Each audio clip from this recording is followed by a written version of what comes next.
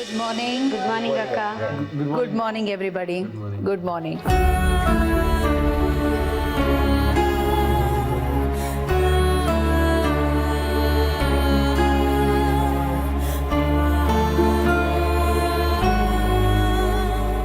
ಪ್ರೀತು,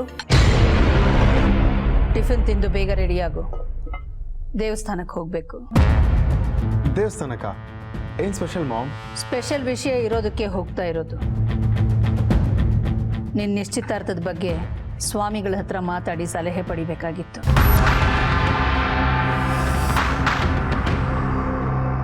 ನೀನು ಮೊದಲೇ ಹೋಗಿರು. ನಾನು ದಿಶಾನ್ನ ಅವ್ರ ಮನೆಯವ್ರನ್ನ ಕರ್ಕೊಂಡು ಆಮೇಲೆ ಬರ್ತೀನಿ. ಗೊತ್ತಾಯ್ತಾ? ಸಾವಿತ್ರಮ್ಮ, ನೈವೇದ್ಯ ರೆಡಿನಾ? ಹಾಂ, ರೆಡಿ ಆಗಿದೆಮ್ಮ. ಆಗಿರುತ್ತೆ ಎಲ್ಲ ರೆಡಿ ಆಗಿರುತ್ತೆ. ಅಡುಗೆ ಮಾಡೋದನ್ನ ಸಾವಿತ್ರಮ್ಮಂಗೆ ಹೇಳ್ಕೊಡ್ಬೇಕಾ? 5 ಥರ ಅಡುಗೆ, 5 ಥರ ಪಾಯಸ ಅಲ್ವಾ ಸಾವಿತ್ರಮ್ಮ?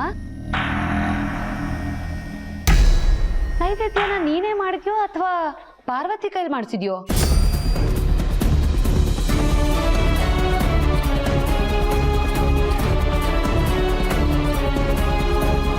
ಚಿಕ್ಕಮ್ಮ, ಪಾರ್ವತಿ ನೈವೇದ್ಯ ತಯಾರು ಮಾಡೋದ್ರಲ್ಲಿ ಏನು ತಪ್ಪು?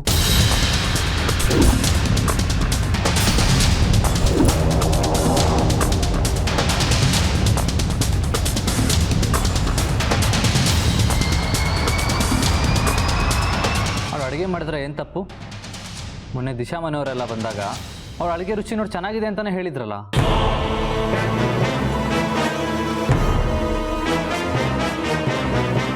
ಅಮ್ಮ, ಇಷ್ಟು ವರ್ಷಗಳಲ್ಲಿ ಫಸ್ಟ್ ಟೈಮ್ ನಿಮ್ಮನ್ನು ಕೇಳದೆ ಒಂದು ಮಾತು ಕೊಟ್ಟಿದ್ದೀನಿ, ಅದಕ್ಕೆ ಸಾರಿ.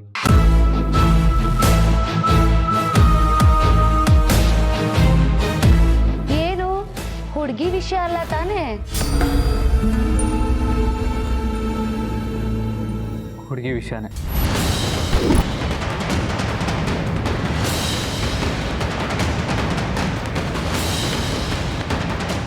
ತಪ್ಪಿ ಪಾರು ವಿಷಯ ಅಲ್ಲ ತಾನೇ?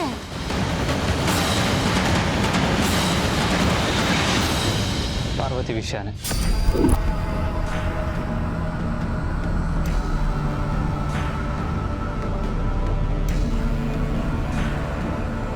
ಅಮ್ಮ, ಇಷ್ಟು ವರ್ಷಗಳಲ್ಲಿ ಒಬ್ಬ ಆಫೀಸ್ ಬಾಯಿಂದ ಹಿಡಿದು ಫಿನಾನ್ಸ್ ಹೆಡ್ನ ಸೆಲೆಕ್ಷನ್ ಮಾಡೋವರೆಗೂ ನಿಮ್ಮನ್ನು ಕೇಳಿ ಡಿಸಿಷನ್ ತೊಗೊಳ್ತಾ ಇದ್ದೆ.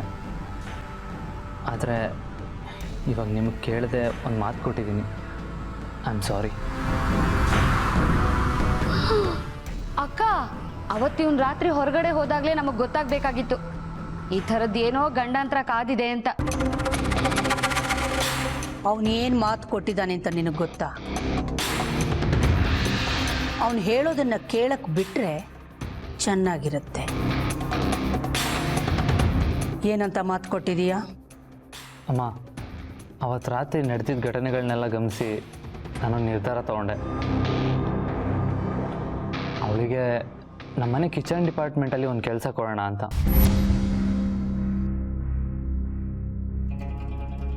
ಅವತ್ತು ಹೇಗಿದ್ದರೂ ನಿಮಗೆಲ್ಲ ಅವಳು ಮಾಡಿದ ಅಡುಗೆ ಇಷ್ಟ ಆಗಿತ್ತು. ಅದಕ್ಕೆ ಅವಳಿಗೆ ಕೆಲಸ ಕೊಡಿಸ್ತೀನಿ ಅಂತ ಪ್ರಾಮಿಸ್ ಮಾಡಿದೆ.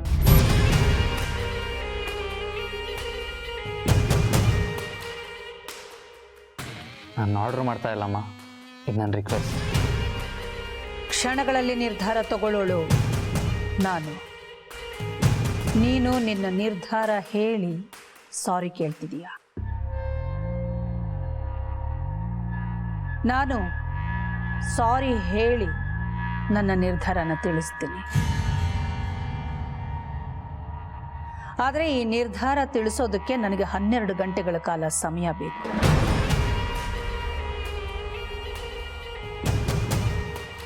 ಸಾರಿ.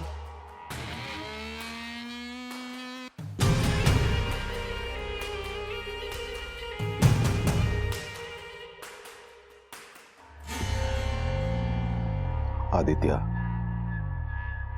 ನಿಮ್ಮಮ್ಮ ಯಾವತ್ತೂ ಯಾರಿಗೂ ಸಾರಿ ಹೇಳಿಲ್ಲ. ಅವಳು ತಗೊಂಡಿರೋ ನಿರ್ಧಾರ ಯಾವತ್ತೂ ತಪ್ಪಾಗಿಲ್ಲ, ತಪ್ಪಾಗೋದು ಇಲ್ಲ.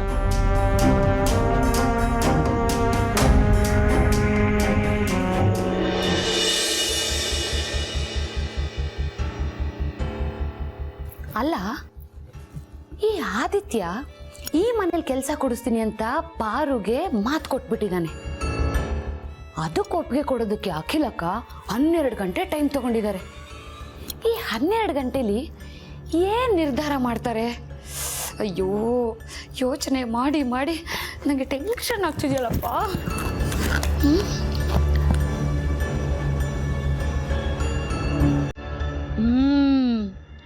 ಇದೆರಡನ್ನು ತಿಂತಾ ಹೋಗ್ತೀನಿ. ಚಕ್ಲಿ ಬೇಗ ಖಾಲಿ ಆದ್ರೆ ಹೂ ಅಂತಾರೆ ಅಂತ, ಕೋಡ್ಬೇಳೆ ಬೇಗ ಖಾಲಿ ಆದ್ರೆ ಹೂ ಅಂತಾರೆ ಅಂತ.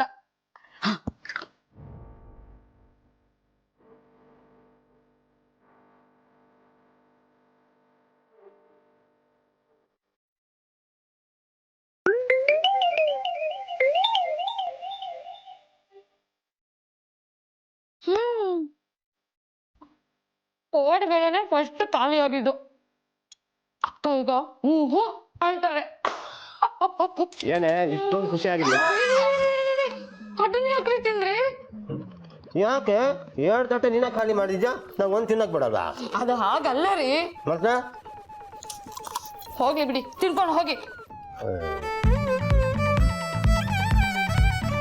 ಅಯ್ಯೋ ದೇವ್ರೆ, 2 ಒಟ್ಟಿಗೆ ಖಾಲಿ ಆಗೋಯ್ತಲ್ಲಪ್ಪ. ಈಗ ಅಖಿಲಕ್ಕ ಏನ್ ನಿರ್ಧಾರ ತಗೊಳ್ತಾರೆ ಅಂತ ಹೇಗೆ ತಿಳ್ಕೊಳ್ಳೋದು? ಅಯ್ಯೋ, ಈ ಟೆನ್ಷನ್ ಅಂತೇಳಿ ತಡ್ಕೊಳಕ್ ಆಗ್ತಿಲ್ಲ. ಹಾ, ಸೀದಾ ಹೋಗಿ ಅಖಿಲಕ್ಕನೇ ಕೇಳ್ಬಿಡ್ತೀನಿ. ಪೇಪರ್ಸ್ ಎಲ್ಲ ಕರೆಕ್ಟಾಗೇ ಇದೆ, ಆದಷ್ಟು ಬೇಗ ಇದನ್ನ ಪ್ರೋಸೆಸ್ ಮಾಡಕ್ಕೆ ಹೇಳು. ಸರಿ ಮೇಡಮ್. ಅಕ್ಕ, ಏನು ಗ್ರೀನ್ ಸಿಗ್ನಲ್ ರೆಡ್ ಸಿಗ್ನಲ್? ಏನ್ ಹೇಳ್ತಾ ಇದೀಯ ನೀನು?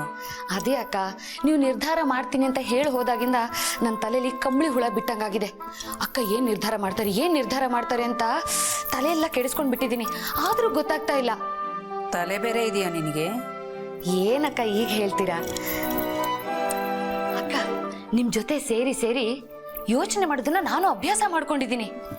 ಹೇಳಿ ಅಕ್ಕ, ಏನ್ ನಿರ್ಧಾರ ತಗೊಂಡ್ರಿ ಅಂತ? ಈಗ ರಾಜ ಮರ್ಯಾದೆ ಕೊಟ್ಟು ಅವಳನ್ನ ಒಳಗಡೆ ಕರ್ಕೊಳ್ತಿರೋ ಅಥವಾ ನಾಯಿಗಟ್ಟದಾಗೆ ಹೊರಗಡೆ ಇಡ್ತಿರೋ? ಅಲ್ಲ, ಯಕಶ್ಚಿತ್ ನಿರ್ಧಾರ ತಗೊಳ್ಳೋದಕ್ಕೆ 12 ಗಂಟೆ ಬೇಕಾ? ಟೈಮ್ ವೇಸ್ಟ್ ಅಲ್ವಾ ಅಕ್ಕ?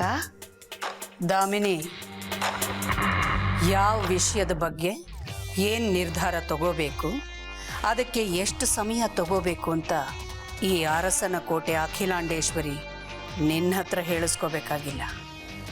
ಇನ್ಫ್ಯಾಕ್ಟ್ ನಿನ್ನ ಹತ್ರ ಮಾತಾಡೋದೇ ಟೈಮ್ ವೇಸ್ಟ್.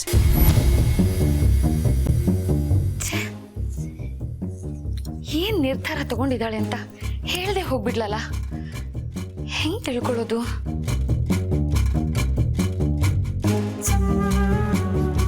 ಸಾವಿತ್ರಿ,